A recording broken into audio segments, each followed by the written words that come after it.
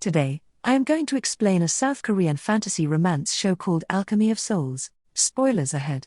Watch out and take care. The show opens up on the streets where an elderly woman stops by some roadside beggars. She later brings them to her house, lets them have some quality meals, and leaves. He is about to kill them, but luckily a demon slayer, Jang Kang, arrives there and throws it away. Jang then uses his supreme water control powers and confines the devil within it, impaling it badly. It turns out the creature is actually the son of the same elderly woman. But, to her dismay, Jang refuses to do it and mentions that it is useless, as her son has already gone too far. Ultimately, Jang throws the creature into the ocean, which upon losing its energy transforms into a rock. In the following scene, an ailing emperor discovers these failed soul-shifting experiments by Jang and invites him to the palace. However, instead of punishing him, the emperor requests Jang to exchange souls with him for a few days, so that he can conceive an heir to the throne. At first, the demon slayer refuses, claiming it is dangerous, but when the stubborn emperor insists,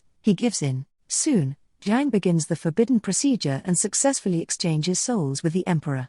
However, as soon as it is done, the emperor rushes to meet Jang's wife Du Hua. He immediately begins making love with her, and the poor woman happily complies, unaware that it is not her husband. The scene then fast-forwards by 20 years, where we are introduced to Naeksu, a skilled assassin who has been killing mages. She fights with Park Jin, the leader of the Park family, one of the top 4 families in the city of Daeho. Naeksu manages to defeat a large number of soldiers alone, but she is ultimately overpowered by Park Jin, who injures her with his sword. Left with no options, she flees the battlefield and quickly transforms her soul into a different body. Soon, Park Jin also arrives, and when he finds out that Naeksu has interchanged bodies, he is livid. Nonetheless, he takes her body and her sword, hoping she will return for them. Elsewhere, Naeksu has possessed the body of a girl named Mu-dok. It turns out she is a blind girl, who is about to be sold to a brothel. However, after the switch, Naeksu has retained some of her qualities, because of which she is able to see clearly. Later, when she is brought to the brothel, a senior female approaches her and makes her aware of the 4 seasons of Daeho. It turns out that a group of 4 talented and appealing offsprings of the 4 prestigious families, the Park family, the Seo family, the Jin family, and the Jang family represent 4 different seasons in Daeho. After hearing this, Naeksu remembers that these are the very descendants of the people who had killed her parents when she was a child, a murder that she witnessed. Later, Naeksu tries to flee the brothel, and on the way, she stumbles upon one of the princes of the place, Jang Uk. Despite being the son of Jang Kang, he is alluded to be the offspring of his mother's extramarital relationship. When Naeksu attempts to rob him of his money, Jang Uk convinces her into stealing his jade plaque instead and allows her to flee. As she runs away, Jang Uk seems impressed by her moves and guesses her to be the real Naeksu. Elsewhere, the group for which Naeksu previously worked as an assassin wants to remove all her traces so that no one can ever relate them with Naeksu. In the following scene, Naeksu visits the market to sell the plaque that she got from Jang Uk. Right then, she notices Seo Yul, prince of the Seo family, and remembers that he is the one to whom she gifted her bird whistle during their young age. At the buyer's shop, suddenly, a few guards from the Jang family arrive and capture her. Afterward, Naeksu is brought back to Jang Uk's place, where he reveals that he has purchased her from the brothel. He now intends to use her as his personal maid. Having no other options left, Naeksu agrees to follow Jang Uk's orders. Later, she discovers that Jang Uk has a plaque that she can use to enter Songrim, a secret place where mages and royals train magical spells and improve their skills. Naeksu is well aware that she needs to gain back her powers before entering the place. Yet, she makes the decision to enter Songrim discreetly, hoping that her sword will help her regain some of her powers. Later at night, after Jang Uk falls asleep, Naeksu steals his plaque and runs to Songrim. Soon, Jang Uk also opens his eyes and it appears as if he is well aware of what's happening. Meanwhile, Naeksu enters Songrim to get her sword back but finds the place being attacked by a group of shadow assassins. They light a fire in the training center and attack the guards. Naeksu watches from afar as the 4 seasoned soldiers stave off the assassins, which appear to have been sent by a guy in black cloak, who worked as Naeksu's superior. While the 2 groups are fighting, Naeksu runs towards Genjingak, a training center where mages and people of Songrim are trained. Here, she gets to know that the assassins have been sent by her superior to get hold of these items. Meanwhile, after realizing that the fire in the training center is simply a diversion, Park Jin, the leader of Songrim, rushes to Genjingak. However, to his shock, Nexu's body and sword have already been stolen by the shadow attackers. He then urges everyone to look for the invaders and capture them before they manage to flee. While looking around, Seo Yul spots Nexu and begins chasing after her. He is about to catch up to her when suddenly Jang Yuke steps in to save her day. He pulls her to a safer place and under the moonlight, observes a distinctive pattern in Nexu's eyes. Looking at her, Jang Yuke mentions that she is supposed to be the master he is looking for. Here, the scene flashes to the past and it is revealed that Jang Yuke is the one whom Du Hua had given birth to right before she died. Sadly, Jiang Kang refused to accept him as his son and also blocked his gate of energy, hindering him from using any superpowers. Back to the present, Jang Yuke reveals to Nexu that he knows about her true identity. In exchange for protecting her, he begs her to serve as his master. Right then, Seo Yul notices Nexu and tries to attack her with his sword, but Jang Yuke again manages to save her. Seeing him, Seo Yul gets surprised and apologizes for his sudden attack. Soon, Park Dang-gu, a descendant of the Park family, also joins them while Jang Yuke and Seo Yul are talking about past incidents. Sometime later, Jang Yuke introduces Mu Dok aka Nexu as his personal maid and Seo Yul apologizes for chasing her earlier. Park Dang-gu also praises her for making an effort to protect her master. They then inform the duo about Nexu's missing body. Elsewhere, Park Jin learns that a spy is hiding in Songgrim and orders his men to identify him or her. Afterward, in the secret chamber where her original body was kept, Nexu, Jang Yuke, Seo Yul, and Park Dang-gu gather and start discussing. To Nexu's annoyance, Jang Yuke keeps insulting her real self, making her frustrated and even more determined to eliminate him. Soon after the two are left alone, Jang Yuke coerces her to reveal her true identity and she admits that she is Nexu. In turn, she asks him about his motivation for assisting her. Jang Yuke says that he wants her to serve as his master. Surprisingly, Nexu declines his offer, compelling Jang Yuke to use a hidden device to confine themselves inside Genjingak. He then warns Nexu that if she kills him, soldiers of Songgrim will find her when they open the chamber, but if she accepts his offer to be his master, he can protect her from getting killed. Later, after describing how weak she has become due to soul shifting, Nexu informs Jang Yuke that she needs to find her sword to regain her powers. She also mentions that she will need her sword to open his energy gate which was closed years ago. Hearing this, Jang Yuke asserts that they can't attempt to open the locks until the closing mechanism ends. This infuriates Nexu and she tries to strike Jang Yuke, but in the process, she unknowingly steps on a floor switch, causing the floor to collapse. Later, the two manage to escape the secret room, only to be taken to the training center where Park Jin has requested everyone to gather. They also meet Park Dang-gu there,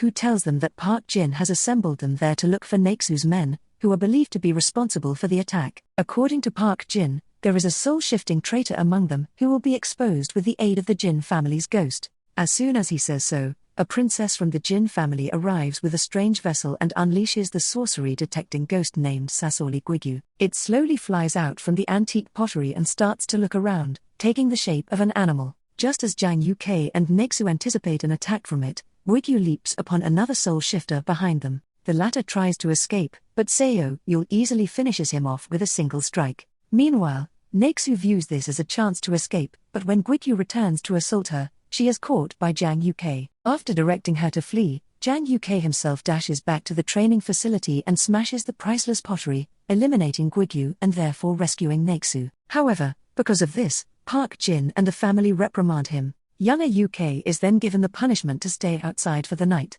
During this time, Nexu visits the brothel and purchases some explosives from the owner. In exchange, she trades Jang Yuke's Songgrim spirit plaque that she had been carrying around.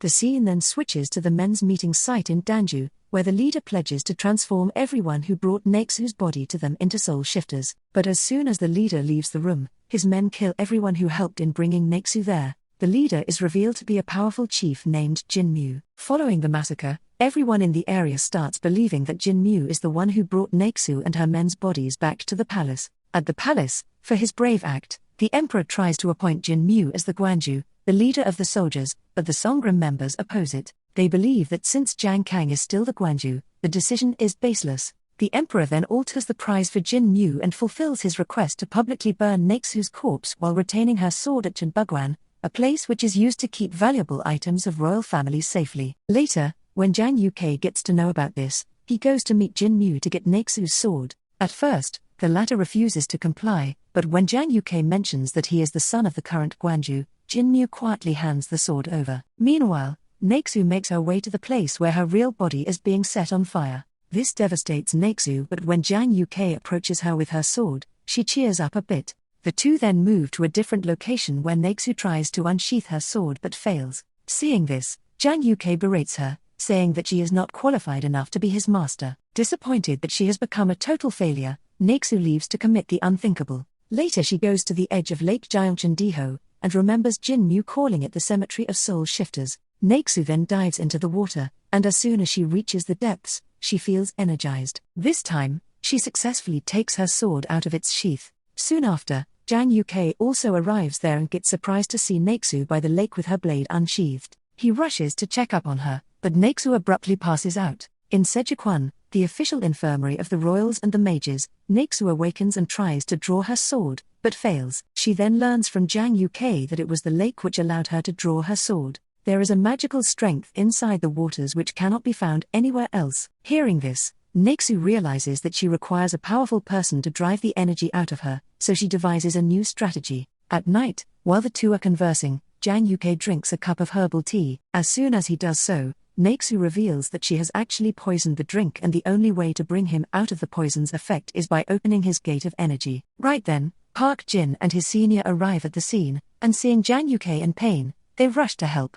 Nexu tells them about the poison and the fact that Zhang Yuke has only 6 hours left until his heart stops. She also reveals that the only way to rescue him is by opening his gate of energy. However, Park Jin is only interested in knowing the name of the poison she fed to his friend. When she remains silent, he takes Nexu away and punishes her brutally. But despite this, she remains tight-lipped, leaving them with no option but to open his gate of energy. Sometime later, Hyo Yum, the senior of the Jang family, approaches Zhang Yuke and unlocks his gate of energy to save him. The procedure works and he slowly regains consciousness. Surprisingly, when he learns that Nexu is being kept hostage for poisoning him, he rushes to save her. He quickly unties the ropes from Nexu's hands and legs, and they both finally address each other as master and pupil. The scene then flashes back to the past, when Park Jin questions Zhang Kang regarding his son's origins and the rationale behind shutting down his energy gates. Zhang Kang responds by saying that he is doing so to safeguard the child from being ill-treated and to free him from extra pressure. Back to the present, Zhang Yuke brings Nexu back to the shelter, and when he sees Park Jin, he starts apologizing. He lies that he poisoned himself and begs for his approval to take Nexu to Sejikwon to have her wounds treated. As expected, Park Jin gets enraged, but Seo Yul and Park Dang-gu calm him down and somehow convince him to let the duo receive treatment. After this, as Zhang Yuke is trying to assist Nexu to her feet, he notices a blue mark developing in her eyes. Fearing that she will be exposed, he quickly covers her eyes. After a while, with the help of Seo Yul and Park Dang-gu, they leave for Sejikwon. Afterward, we see Master Hyo Yum and Park Jin debating the earlier incident. Hyo Yum admits that in order to speed up Zhang Yuke's recovery, he gave him his own energy, which is worth 10 years. This surprises Park Jin, and he requests Hyo Yum to take back his energy as soon as possible. However, the master refuses. On the other hand, given that Nexu's behavior has been anything from typical, we can see that Seo Yul is starting to have doubts about her. The scene then shifts to Zhang Yuke and Nexu, who are currently at Sejikwon and talking about the previous incidents. Afterward, Zhang Yuke states that no one has ever jeopardized their life for him or understood his need as she did, and now as both of them are alive, he promises to accept her as his master. Zhang Yuke then prepares to bow down to his new master, but Nexu interrupts him and puts forward some conditions. No one should find out about their master-pupil relationship and that they need to depart once their objectives are achieved. Nexu will promptly leave after she transforms into her original form, since he won't have any incentive to protect her. Later, Jinmu admits to killing the physical form of Nexu's soul-containing body, but when he asks his subordinate about the blue mark on her body, the latter lies that it was already on the corpse at the time of the examination. Jinmu then deduces that Nexu must have used all her energy, because of which she was unable to fight back. He recalls the past, when Zhang Kang had his soul switched into the emperor's body. It is revealed that this incident is what inspired him to learn about soul shifting from Zhang Kang. Next, Nexu starts her teachings with Zhang Yuke and tells him about the 3 requirements for being the finest mage. During their classes, she quickly learns that he has no background in martial arts, making it even more difficult for her to train him. In the following scene, as Nexu is cleaning outside Sejikwon, She and Master Hyo Yum get into a minor argument. However, he tells her not to be offended as his wrath is only directed at Jang Uk. Hyo Yum also tells her that he genuinely loves Young Uk and has invested his energies to help him recover faster. When the latter also confirms this, Nixu becomes excited. She now intends to steal this energy for him, but in order to do so, she needs Hyo Yum's breathing technique. Seo Yul also becomes intrigued and gets closer to her, but as he is about to explain his breathing pattern, Jang Uk arrives there and ruins the whole setup. He then reveals to Nixu that he has already managed to acquire the breathing skill from Hyo Yum and is currently practicing it. Later, a new character, the Crown Prince of Daeho, Do-won, is introduced. He is revealed to be Jin Mu's student, and the latter informs him that Jang Uk has taken Nixu's sword, despite the fact that the Emperor gave it to him. Hearing this, Do-won gets angry at Jin Mu and criticizes him. Later, Park Jin calls Jang Uk to the main hall and announces his expulsion from the Songram group, making everyone surprised. When Jang Uk doesn't return the spirit plaque, he is subsequently given a severe punishment of 100 floggings. After this, Jang Uk and Nixu can be seen leaving Songram, carrying their personal belongings. In a flashback, Park Jin's motivation was made clear when Jang Kang revealed to him that Jang Uk is actually the late emperor's offspring. Now, the only way to protect him from being the new emperor is by never allowing him to enter his gates. The episode ends with Jang Kang stating that Jang Uk can survive if he quietly lives as his son, but if he doesn't, death is imminent.